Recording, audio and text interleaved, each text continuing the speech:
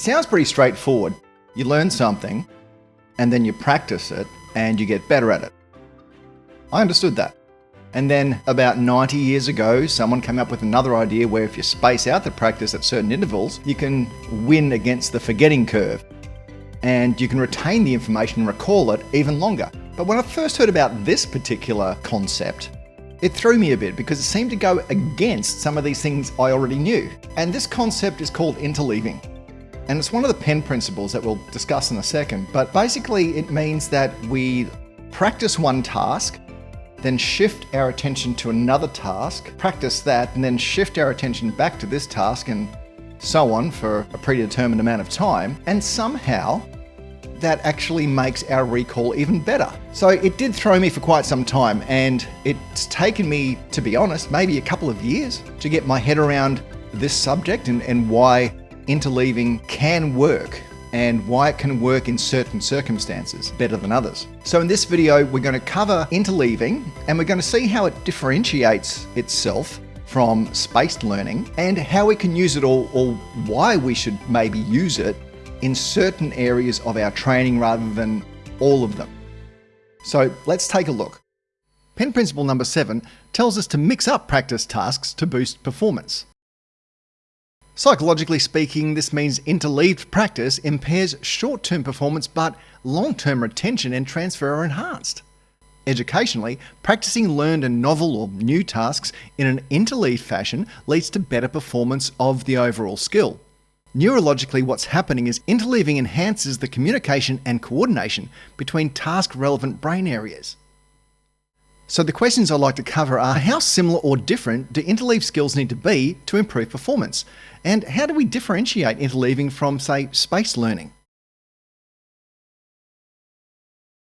It might be easy to shrug off the concept of interleaving as another example of spaced learning, the idea that spacing out practice improves performance, because there is a break from deliberate learning of one task in order to practice another.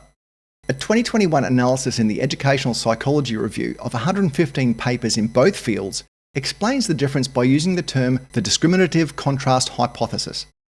And this makes sense when you pause to think about it, that a person undertaking an interleaved set of practice tasks must contrast one from another in order to allow their concentration to shift to the new task effectively. And this is where the research gets even more fascinating. If you consider a simple shuffling of tasks such as A, B, where A is one task and B is the other, the findings in over 65 studies found positive performance results compared with block practice such as AA then BB, with a break between the tasks. So our first question is to figure out how similar or different do subjects need to be to get the best results.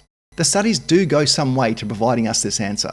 Firstly, a research technique described as lagging used the following design: capital A followed by 3 little a's, a capital B followed by 3 little b's, and a capital C followed by 3 lowercase c's, where the lowercase letters represented skills that are similar to the higher domain.